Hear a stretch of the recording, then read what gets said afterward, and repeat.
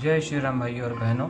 आज हम एक ऐसी कहानी के बारे में जानेंगे जो एक एंटिटी जो है वो एक फ्लैशलाइट के रूप में थी। ये कहानी है रिया की, जो 16 साल की थी।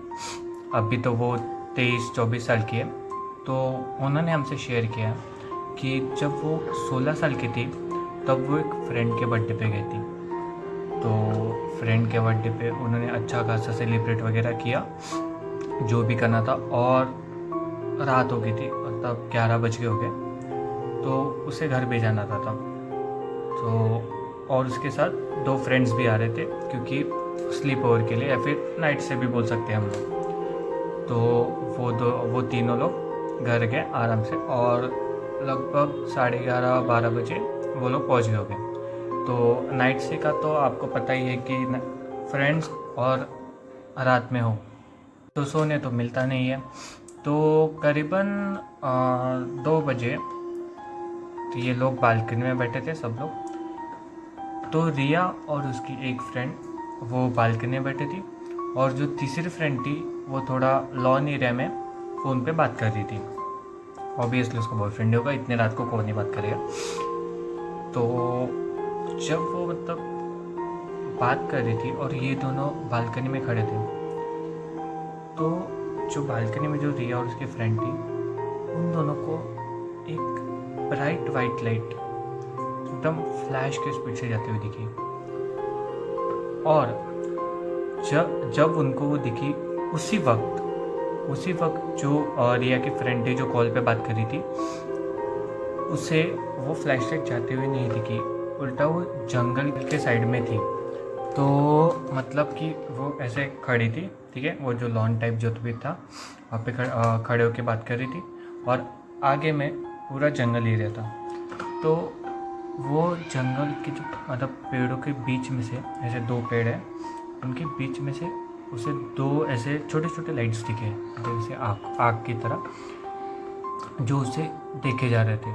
और वो जिसके साथ भी बात कर रही थी, उसे भी पता है कि कोई मुझे देख रहा है। और वो लाइट बहुत ही ब्राइट थी, कि पूरा अंधेरा जंगल का, पूरे अंधेरे में सिर्फ वो 2 लाइट दिख रही थी, और पूरी आग के समान। तो और वो इतने डर गई कि वो भाग गई, दौड़ते दौड़ते चिल्लाते सीधा अंदर घुस गई। और ये दोनों को भी डर लगा उसकी चीख सुन के, और ये दोनों भी अंदर चले गए। तो ये तीनों रूम में बैठे थे। तो इन्होंने ऑब्ज़र्व किया कि उनकी जो खिड़की थी, खिड़की के बाहर जो लॉन था, और लॉन के उधर जंगल था। तीनों को एक साथ वो ही आँख या फिर वो फ्लैश लाइट 2 तीनों को दिख रही थी। तो इन लोगों को बहुत डर लगा। वो जैसे तैसे उन लोगों ने वो रात निकाली, और वो दोनों तो चले गए। और रिया ने अपने घर वालों को नहीं बताया, क्योंकि एक ही बार हुआ था, और उसके घर वाले भी ऐसे थे कि इस पे मानते वगैरह नहीं थे, इस सबूत वगैरह में। तो उसने भी बताना प्रेफर नहीं किया। तो 1 महीना 2 महीना कुछ नहीं हुआ रिया के साथ, या फिर ऐसे वो जो फ्लैशलाइट जो भी थी वो नहीं दिखी रिया को। पर 2 महीने बाद क्या हुआ, रिया स्कूल से वापस आई, फिर अपने फ्रेंड वेंड से मिल हो गई रात को खाना वगैरह खा के। जब सोने गई तो उसे अपने खिड़की के जो बाहर में थोड़ी जो बालकनी रहती है खिड़की में, तो वहाँ से फुटस्टेप्स की आवाज़ आ रही थी किसी की, जैसे कि कोई भारी भरकम शूज़ पहन के चल रहा हो। और एक तो रात को बाजू में तो पूरा जंगल ही था, तो पूरा सन्नाटा, रात का सन्नाटा, और उतने सन्नाटे में सिर्फ वो कदमों की आवाज़ आ रही थी। थोड़े 1 या 2 मिनट उसे आई होगी कदमों की आवाज़, और एकदम से आवाज़ रुक गई, और 5 या 10 सेकंड के गैप में कोई उसके विंडो को नॉक कर रहा था। अब आप ही सोचिए। और हाँ, मैं एक बात बताना भूल गया आपको, कि ऐसा आपको लग सकता है कि वो किसी की फ्लैशलाइट होगी या फिर कोई गाड़ी का लाइट वगैरह होगा, पर रिया फ्लैट में रहती थी, और वो फ्लैट था 11th फ्लोर पे था। तो अगर गाड़ी समझिए कि अगर गाड़ी की भी हेडलाइट होगी तो इसे नीचे दिखेंगी ना कि इसे सीधा मतलब अपने आई लेवल पे, और फ्लैश लाइट तो पहुंच सकती है पर वो भी नीचे दिखेंगे ना, आई लेवल पे तो नहीं दिखेंगे ना। तो कहानी की तरफ बढ़ते हैं, ये मैं बताना भूल गया था आप लोगों को फ्लो में। तो जैसे उसको खिड़की के नॉक करने की आवाज़ आई तो रिया डर गई, पर फिर भी उसने हिम्मत की और खोला अपना पर्दा। पर्दा गलत गलत सोच वालों सालो तुम लोग, पर्दा खोला उसने, ठीक है। पर्दा खोल के देखा तो कोई नहीं था। अब आप ही सोचिए, वो रहती थी 11th फ्लोर पे, बालकनी,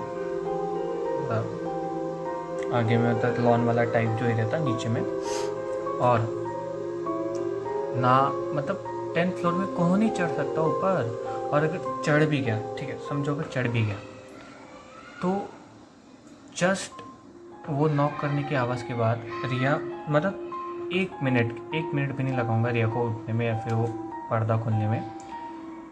उतने टाइम में 10th फ्लोर से कौन ही नीचे गिरेगा। अब आप ही सोचिए।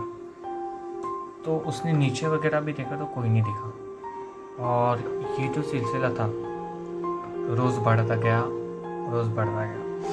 और ये उसने जब अपने मम्मी पापा को ये बात बताई तो उसके मम्मी पापा के साथ उनका नेबर भी था। मतलब वो ऐसे होता नहीं कि सुबह सुबह कि नेबर से जाके बात करते, ये वो ऐसा, वो जो महफिल वहफिल जो भी बिठाते वो लोग अपनी जो भी बातें करते, तो आके उसने सीधा बता दिया। तो उसके नेबर ने भी बोला कि ये किस्सा मेरे साथ भी हो रहा है, और ये 3 या 4 महीने से लगातार हो रहा है। और उसके बाद आता है एक शॉकिंग पीरियड। आज रिया ने उसके नेबर से बात की, कल उसी नेबर की डेथ हो गई, मिस्टीरियसली नेबर की डेथ हो गई। किसी को नहीं पता क्या हुआ, मतलब आप ही समझिए। आज की कोई आपसे हट्टा कट्टा इंसान बात कर रहा है, आपका फ्रेंड है फिर कोई भी समझो, और कल आपको न्यूज़ आती कि वो मर गया, क्या आपको यकीन होगा? हो ही नहीं सकता। मतलब वो लिटरली बात कर रहा है हट्टा, ऐसे भी नहीं कि उसकी तबीयत खराब है या कुछ, सीधा दर्द, सीधा। तो अब इनके मम्मी पापा को लग गया डर। तो अब इनके मम्मी पापा ने लेके गए, कोई तांत्रिक थे जो बहुत ही जाने पहचाने बहुत ही बड़े तांत्रिक थे, उनके पास रिया को लेके गए। और उन्होंने बताया कि जिस रात रिया बर्थडे पार्टी से आ रही थी, तो ये रोड से जा रही थी, और जस्ट रोड के बगल में फिर थोड़ी दूर बाद एक शमशान घाट था। और आपको पता है लड़कियां पार्टी में जाती है तो बाल खुले, परफ्यूम मार के। तो मतलब कैसा है कि ऐसे सुना है मैंने भी कि अगर आप कोई अननोन प्लेस पे जा रहे हो तो बाल खुले करके नहीं जाना और परफ्यूम लगा के नहीं जाना, क्योंकि उससे कैसे कि भूत अट्रैक्ट होता है आपकी तरफ। और चौक पे किसी का नाम लेके नहीं बुलाना। तो रिया ने ये 2 गलती की। पहली बात तो उसके बाल खुले थे, और दूसरी बात कि उसने परफ्यूम लगाया था। तो वो जो एंटिटी जो थी, जो शमशान घाट में की जो थी जहाँ पे भटक रही थी, वो रिया से लैच हो गई। तो और वो मतलब इतना, मतलब समझिए 3 या 4 महीने हो गए कि उसने रिया की बॉडी को होश बना के रखा है, और वो इतनी पावरफुल हो चुकी है अब कि उसको निकालना बहुत ही मुश्किल था। तो फिर भी वो बाबा ने हवन वगैरह किया, लिटरली मतलब 2 या 3 घंटे तक हवन चला। उसके बाद रिया को मतलब थोड़े धागे वागे बांधे, और बाबा ने बोला कि अब रिया को कुछ नहीं होगा। तो 2 दिन 3 दिन 4 दिन कुछ नहीं हुआ, और छठे दिन रिया को लिटरली रिया को फील हुआ कि उसके ऊपर कोई है। मतलब जब वो सो रही थी रात को, तो अपने ऊपर जब कोई आता है ना ऐसे भारी भारी लगता है छाती वगैरह पे, उसको लिटरली वैसा फील हुआ। और जब उसने आंखें खोले तो कोई भी नहीं था, और वो डर के मारे चिल्ला, और उसके घर वाले भी आए। मतलब ऑब्वियसली उसके मम्मी पापा दूसरे रूम में सोते थे और रिया अलग रूम में। तो अपने रूम से अब तो उसके मम्मी पापा रिया के रूम पे आए। तो आए और फिर उसने तो पूछा, तो रिया ने बताया कि मेरे साथ ऐसा ऐसा हुआ, वैसा वैसा हुआ। तो अगले दिन इन लोगों ने सोचा कि हम फिर से जाए बाबा के पास। तो उन लोगों ने कांटेक्ट नहीं, कुछ नहीं, डायरेक्ट बाबा के पास गए और तब जाके पता चला कि वो बाबा की भी डेथ हो गई। तो ये कोई कोइंसिडेंस तो नहीं हो सकता कि नेबर को भी वही आवाज़ आ रही थी, उसकी डेथ हो गई। बाबा ने जो तांत्रिक जो थे उन्होंने रिया की हेल्प की, उनकी भी डेथ हो गई। अभी कोई कोइंसिडेंस तो नहीं बोल सकते।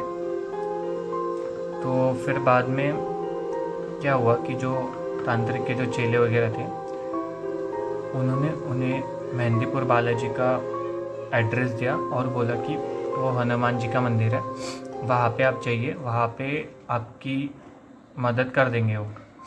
तो वो लोग उसी वक्त बिना टाइम वेस्ट किए उसी वक्त चले गए मेहंदीपुर बालाजी।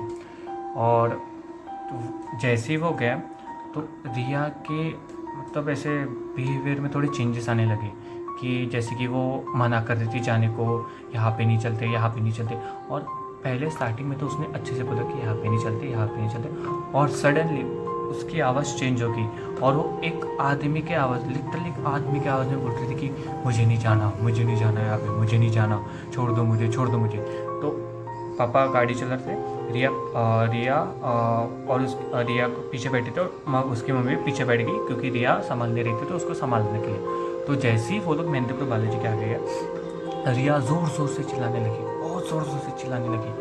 तो और जैसे ही वो चिल्लाने लगी तो मतलब जो बाबा मतलब उनको आवाज़ रहती है ना बाबा वगैरह को कि कोई स्ट्रॉन्ग एंटिटी आई या फिर जिसके भी अंदर होगी कोई एंटिटी, तो वो पहचान सकते थे। तो वो मतलब थोड़ी ही दूर थे, जब थोड़ी दूर थे पहुंचने के मेहंदीपुर वाले थे, तभी वो नीचे आने लगे और जैसे उन्होंने पार किया वो भागते भागते गाड़ी के पास गए और रिया को पकड़ा और रिया को वो लोग अंदर लेके गए।